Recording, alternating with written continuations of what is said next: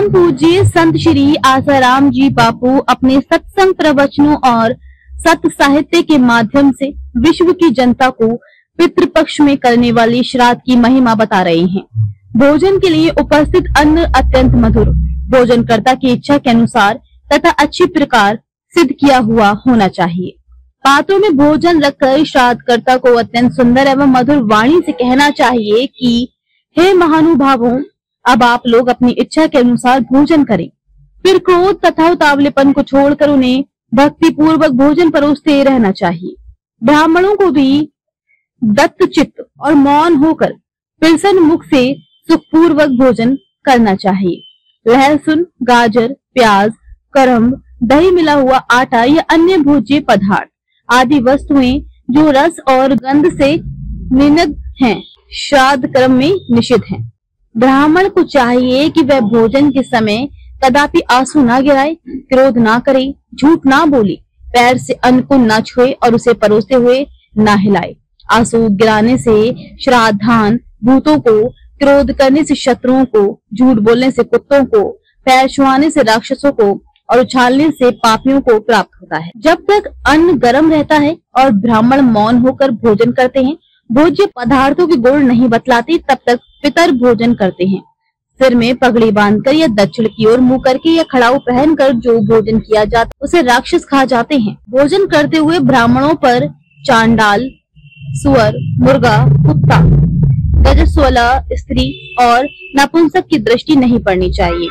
Home, दान, ब्राह्मण भोजन, देव कर्म और पितृ कर्म को यदि ये देख लें तो वह कर्म निष्फल हो जाता है। सुअर के सूंघने से, मुर्गी के पंख की हवा लगने से, कुत्ते के देखने से और शूद्र के छूने से श्राद्धान निष्फल हो जाता है।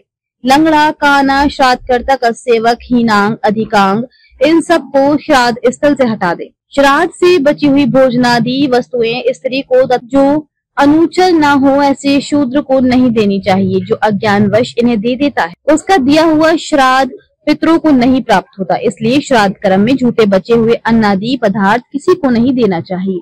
अन्न आदि के वितरण का विधान। जब निमंत्रित ब्राह्मण भोजन से तृप्त हो जाएं, तो भूमि पर थोड़ा सा अन्न डाल देना चाहिए। आचमन के लिए उन्हें एक एक बार शुद्ध जल देना आवश्यक है।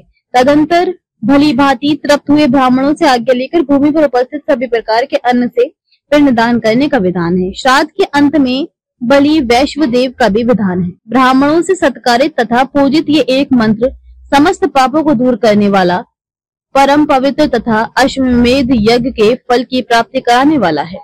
सूत जी कहते हैं, हे ऋषियों, इस मंत्र की रचना ब्रह्मा जी ने की थी। ये अमृत मंत्र है। देवताभ्य पितृभ्यश्च महायोगिभ्य एवं च नमः स्वाध्याय स्वाहाय नित्यमेव भवन्त्युत।